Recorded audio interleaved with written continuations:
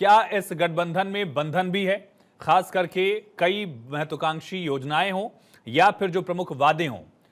गठबंधन के बाकी दलों का रुख जो उसको लेकर है, क्या बीजेपी समझौता करेगी इन तमाम वादों से भी?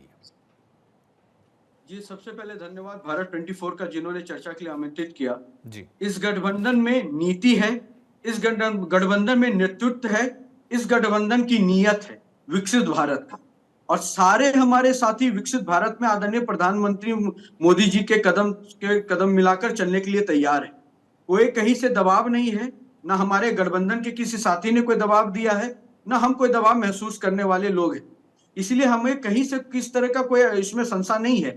एक भ्रम, एक डर, एक अविश्वास विपक्ष के अंदर है, जो वो किसी तरह खलबली मचाने में अपने आप में लगा हुआ है, लेकिन भारतीय जनता पार्टी अपने साथियों के साथ विकसित भारत के संकल्प के लिए लगी हुई है सर। हमें से कहीं में से कोई भी कंफ्यूजन नहीं है कि हमारे साथ कोई चल रहा है तो वो किस मंशा से चल रहा है। सबका मंशा केवल एक है कि मोदी जी के नेतृत्व में भारत को कैसे आगे विकास की ओर बढ़ाएं।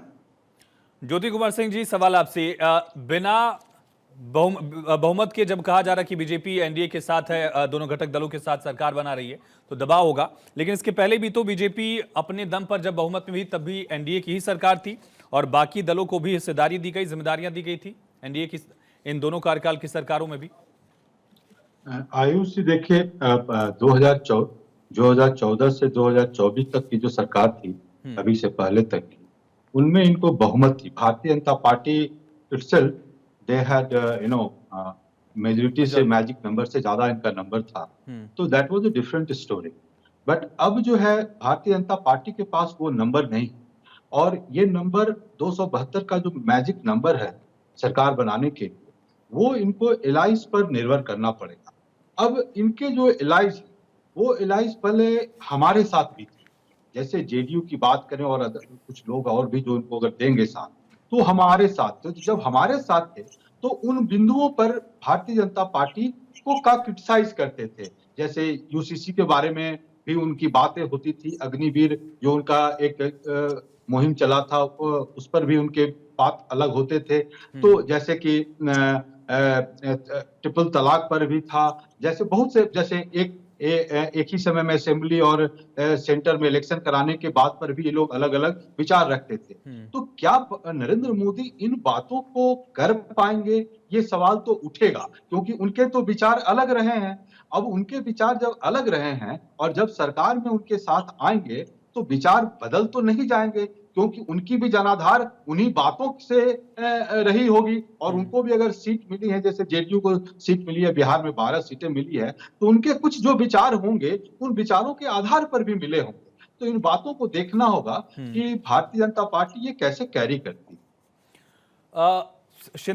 शिंदे गुट से कृष्णा हेगड़े जी भी हमारे साथ हैं। कृष्णा हेगड़े जी, एक बढ़िया पॉइंट बताया ज्योति जी ने कि भले भागीदारी रही हो, लेकिन एजेंडा जो था, सरकार के जो फैसले थे, वो बीजेपी के मैनिफेस्टो के हिसाब से थे। अब एक कॉमन मिनिमम प्रोग्राम की जरूरत पड़ेगी और वहां आपको समझौते भी करने होंगे। हालांकि आपकी पार्टी के भी कई सारे अलग अलग पहलू हो सकते हैं, लेकिन उतने मतभेद या वैचारिक तौर पर एक सिमिलरिटी दिखती है बीजेपी और आपके गुट में। लेकिन जेडीयू है, टीडीपी है, उनके अलग अलग स्टैंड रहे कई अलग अलग इश्यूज को लेकर। वहां क्या दबाव नहीं रहेगा सरकार पर?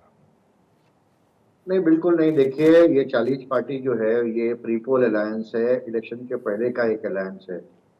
और हमने नरेंद्र मोदी जी को हमारा नेता मानकर हम ये इलेक्शन में आए हैं और लोगों के आशीर्वाद हमको मिली है। फिर से नरेंद्र मोदी जी की तीसरी बार सरकार बनने जा रही है। ये सरकार मोदी जी के नेतृत्व में जनहित, लोकहित और देशहित में काम करना चाहती है और हम विकसित भारत की ओर इस देश को लेके जाना चाहते हैं। 2047 हमारा लक्ष्य है कि इंडिया एक सुपर पावर बने। थर्ड लार्जेस्ट इकोनॉमी तो हम बनने ही जा रहे हैं कुछ ही सालों में। और मुझे लगता है कि सभी जो पार्टी है उसका लीडरशिप जो है वो एकदम मैच्योर्ड है। भारतीय जनता पार्टी का भी लीडरशिप मैच्योर्ड है और हमारे जो 40 घटक जो है उनके पार्टियों का भी लीडरशिप मैच्योर्ड है। सभी अनुभवी पॉलिटिकल नेता है और मुझे नहीं लगता है कि कहाँ पर भी कोई तरह की दिक्कत आने वाली है।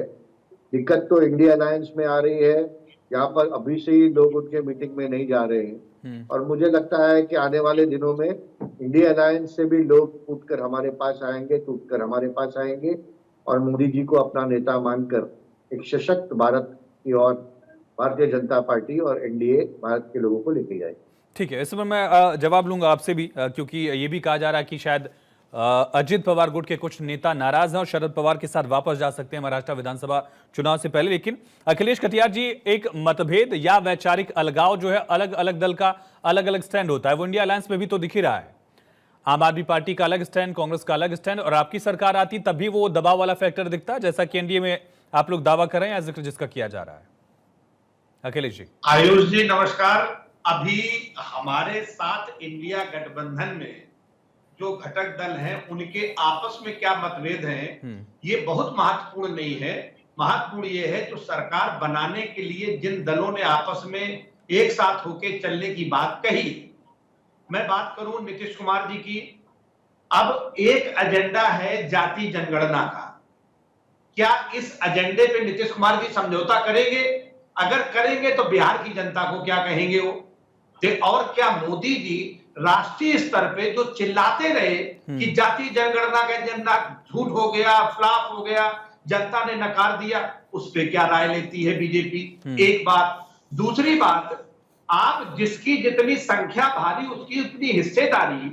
जब बीजेपी के खिलाफ माननीय नीतीश कुमार जी बिहार में सरकार चला रहे थे लालू जी के साथ और समाजवादियों के साथ, तो उन्होंने 75% रिजर्वेशन दिया, शेड्यूल 9 में उसे डालने की बात कर रहे हैं। क्या देश के और हिस्सों में भी जिसकी जितनी संख्या भारी उसकी उतनी हिस्सेदारी पे क्या भारतीय जनता पार्टी बात मानेगी? दूसरा सवाल। तीसरा सवाल, जो संविदा में रिजर्वेशन बिहार ने दिया है, क्या देश में भारत के प्रधानमंत्री संविदा में रिजर्वेशन देंगे? अगर नहीं देंगे तो क्या नीतीश जी उस पर क्या स्टैंड लेंगे? चौथी बात, जो जुडिशरी में राज्य में रिजर्वेशन नीतीश कुमार जी ने दिया है, क्या देश के राज्य स्तर पे पूरे देश में जुडिशरी में भी रिजर्वेशन लागू करेंगे? अगर देश के एनडीए की सरकार नहीं मानती है तो क्या नीतीश कुमार जी का अपने विचारों के प्रति प्रतिबद्धता कम मानी जाएगी, ज्यादा मानी जाएगी? हमें ऐसा लगता है कि ये सरकार साल 1.5 साल से ज्यादा की उम्र इसकी नहीं रहेगी, क्योंकि जो काम नीतीश जी ने बीजेपी के जब खिलाफ में थे, आरजेडी और कांग्रेस के साथ गठबंधन में सरकार चला रहे थे, उन कामों को जो जमीन पर उतार के उन्होंने अपनी पहचान बनाई है, उन मुद्दों से समझौता करके मुझे नहीं लगता है कि वो चीज आगे लेके जाएंगे। तो एनडीए की सरकार ये केरवेल का संग होगा, मुद्दों पे समझौता करके चलेगी तो बहुत चलती नहीं दिखती। ठीक है नेमतुल्लाह साहब, इसी पर, क्योंकि ये संशय सबसे पहले जो है वो नीतीश कुमार की पॉलिटिकल स्टैंड्स को लेकर रहा है, और विपक्ष अगर इतने सारे आरोप तमाम बुनियादों को लेकर उठा रहा है तो उसमें भी नीतीश कुमार के अलग अलग पॉलिटिकल स्टैंड्स जो रहे हैं, चाहे उसको आप अंग्रेजी में ये कह लीजिए या जो पाला वो बदलते रहे, उसको लेकर जो डाउट है उस पर सवाल उठाया जा रहा है। सबसे अहम सवाल, क्या जेडीयू का जो अपना एजेंडा है कई अलग अलग मुद्दों को लेकर, जैसे अग्निवीर को लेकर समीक्षा की मांग की गई, यूसीसी पर कहा गया कि फिर से बातचीत करने की जरूरत है ऐसे फैसलों को लेकर, क्या ये दबाव रहेगा जेडीयू की तरफ से सरकार पर?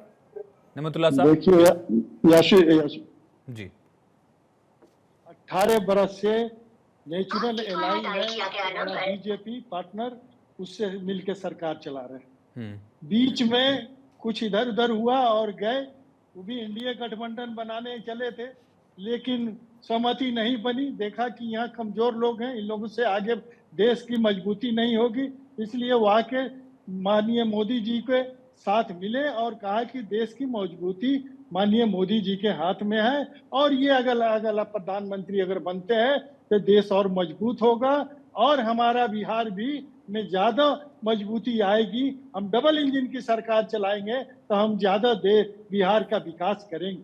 जातीय गणना का सवाल जहां तक है, नीतीश कुमार जी ने जब प्रधानमंत्री से ऑल पार्टी लीडर्स को लेकर मीटिंग किया तो वहां उन्होंने सहमति नहीं बनी, तो वहां कहा ठीक है हम जा रहे हैं अपने बिहार में जाति आधारित गणना कराने के लिए, और परमिशन उन्होंने दिया कि आप अपने स्तर से कराइए, और नीतीश कुमार ने कराया और उसमें सफल रहे। आज जिसके हिस्सेदारी है उसकी भागीदारी मिल रही है, और उन्होंने कोटा भी बढ़ाया, आरक्षण का कोटा भी बढ़ाया हर वर्ग के लोगों के लिए। इसलिए कोई फर्क नहीं पड़ता, और बढ़िया से अच्छे से एनडीए प्री अलायंस था, एनडीए के सरकार में हमारा जेडीयू का, और बिहार में माननीय नीतीश कुमार के नेतृत्व में एनडीए ने काफी सफल हासिल किया और इससे बेहतरीन तरीके से ये अस्थाई सरकार चलेगी। जो भी डिफरेंसेस होगा हम लोग बीच में आपस में बैठ के इसको सॉर्ट आउट कर लेंगे। अभी से जो विरोधी दल हम पेट में दर्द हो रहा है इनको हमें संभालना चाहिए, वेट एंड वॉच करना चाहिए। अभी से ये क्यों परेशान हो गए? हम अभी ओथ लेंगे, हम बैठेंगे, हमारा विचार होगा और डबल इंजन की सरकार से हम बिहार में हम काफी विकास का झंडा बुलंद करेंगे, आगे बढ़ेंगे, बिहार को आगे ले जाएंगे।